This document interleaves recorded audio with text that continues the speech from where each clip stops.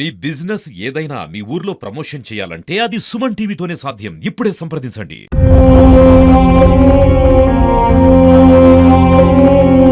అందరికీ నమస్కారం. పులివెందుల మీ Suman TV reporter DJ మణి. ఎరుగుడుపాలెంలో కాపురం ఉంటున్న వెంకటేష్ సిబిడి టోన్స్ రావడం వల్ల గత 15 సంవత్సరాల నుంచి బాధపడుతున్నాడు. అంతేకాక తన కుటుంబాన్ని చీరల వ్యాపారం చేస్తూ పోషించుకుంటున్నాడు. ఇదే కాక గత 4 నెలలుగా పక్షవాతంతో బాధపడుతున్నాడు. పక్షవాతం వచ్చి కుడికాలు కుడి చేయి పడిపోవడంతో తను బ్రతుకు జీవనం కూడా చచ్చిపోవడం జరిగింది. కుటుంబాన్ని పోషించడం చాలా ఇబ్బందిగా మారింది. వెంకటేష్ గారి భార్య పావని గారికి గత 5 సంవత్సరాల నుంచి క్యాన్సర్ వ్యాధితో బాధపడుతుంది. వెంకటేష్ గారు తన భార్యకున్న క్యాన్సర్ వ్యాధిని పోగొట్టుకోవడం కోసం ఎన్నో హాస్పిటల్ తిరిగాడు. లక్షల లెక్క ఖర్చు చేశారు. కనీసం అంటే మినిమం 17 లక్షలు 18 లక్షలు ఖర్చు పెట్టుకున్నారు.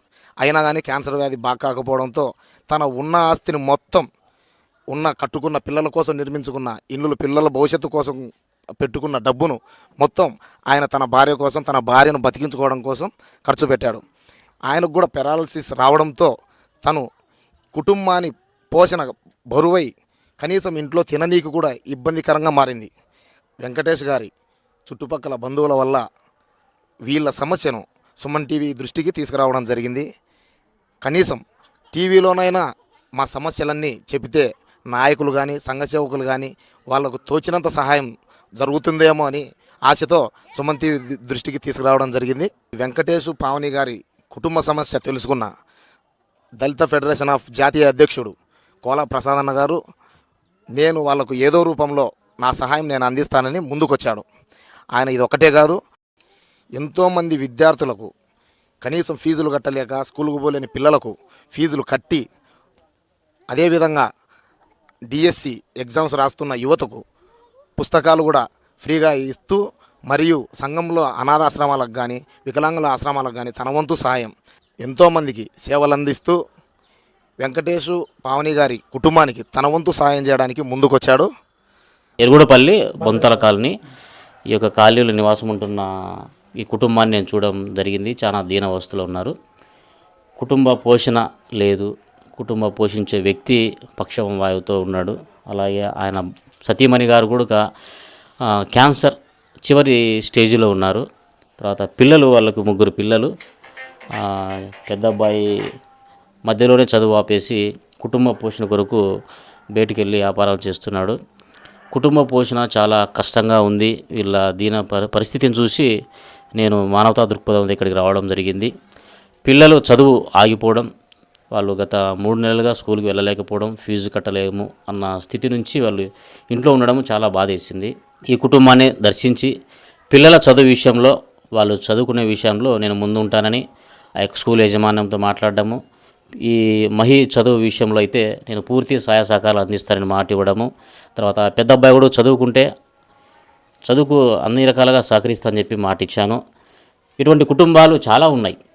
దేవుని దయలో గుర్తున్న కొంతమంది ఇలాంటి కుటుంబాలని, దీనస్థితిలో ఉన్న కుటుంబాన్ని మనం ఆదుకుంటే ఆ దేవుడు కూడా మనల్ని చాలా చల్లగా చూస్తాడని నేను నమ్ముతున్నాను. దేవుని ప్రేరేపణ ప్రకారమే ఈ కుటుంబాన్ని దర్శించడం, ఈ కుటుంబానికి నా వంతు నేను అండగా నిలబడాలనుకున్నాను. వీలైతే చాలామంది ఈ కుటుంబాన్ని దర్శించండి. పిల్లలు మంచి క్లవర్ స్టూడెంట్స్, 2 సహాయ సహకారాలు అందించండి.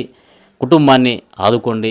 అన్ని రకాలుగా ఆదుకోవాల్సిందిగా ఈ సందర్భంగా సుమన్ టీవీ ద్వారా నేను విజ్ఞప్తి చేస్తున్నాను. ఇప్పుడు ఉండే ఇండ్లు కూడా మేముండే ఇండ్లు కూడా సొంతం మాదే, కానీ అమ్ముకున్న తర్వాత నాకు పక్షవాతం వచ్చిన తర్వాత మా వారికి క్యాన్సర్ పేషెంట్ అని వాళ్ళు దయతలిసి తక్కువ బాడెక్కు ఎట్లా ఉన్నారు అట్లే ఉండండి 1 సంవత్సరము, మళ్ళీ కావాలంటే మీకు బాగైన తర్వాత ఖాళీ చేయండి అని వాళ్ళు దయతలిసి మాకు ఇచ్చారు. ఆ ఇండ్లు పని చేసి తినాలా లేకుంటే లేదు. పిల్లల మీద ఆధారపడి మేము బతుకున్నాము. మా పిల్లోళ్ళు బడి వండ్రంటే మీరు బతుకుతే చాలు. దయచేసి మా కుటుంబం పరిస్థితిని ప్రభుత్వం దృష్టికి తీసుకెళ్లాలని నమస్కారం చేసి చెప్తున్నాను. మా పరిస్థితి తెలుసుకొని తన వంతు సాయం చేయడానికి ముందుకొచ్చిన కోలా ప్రసాద్ గారికి వందనాలు, నమస్కారాలు. నా పేరు పావని. నా క్యాన్సర్ పేషెంటు. మా మౌనికి కూడా పక్షవాతం వచ్చింది. మేము చాలా ఇబ్బందులు పడినాము. మేము పడని అగసాట్లు లేవు మాకు. మా మొగుడు బాగుంటే మా మొగుడు బాగున్నప్పుడు మాకు చూపించుకున్నాడు. అప్పో సప్పో చేసి నాకు చూపించినాడు, చేసినాడు, హాస్పిటల్ అంతా చూసినాడు. ఇప్పుడు మా అప్పనే కింద పడిపోయినాడు. మా అప్ప కింద పడిపోతే మాకు దిక్కు ఎవరు? Cancer patient. మా అప్పను మేమిద్దరం పేషెంట్. మేము ఏం బరువు పని మేము ఏమి ఎత్తలేము, బరువు పని ఎత్తలేము, మీ పనులు కూడా చేసుకోలేము మేము. మాకు 2 పిల్లలు, చదువుకునే పిల్లలు. కనీసం పిల్లల ఫీజు కూడా మేము కట్టలేక స్థితిలో ఉన్నాం. పిల్లల ఫీజు కూడా మేము కట్టలేము. మాకు ఏదో ఒకటి ప్రభుత్వం సాయం చేయండి.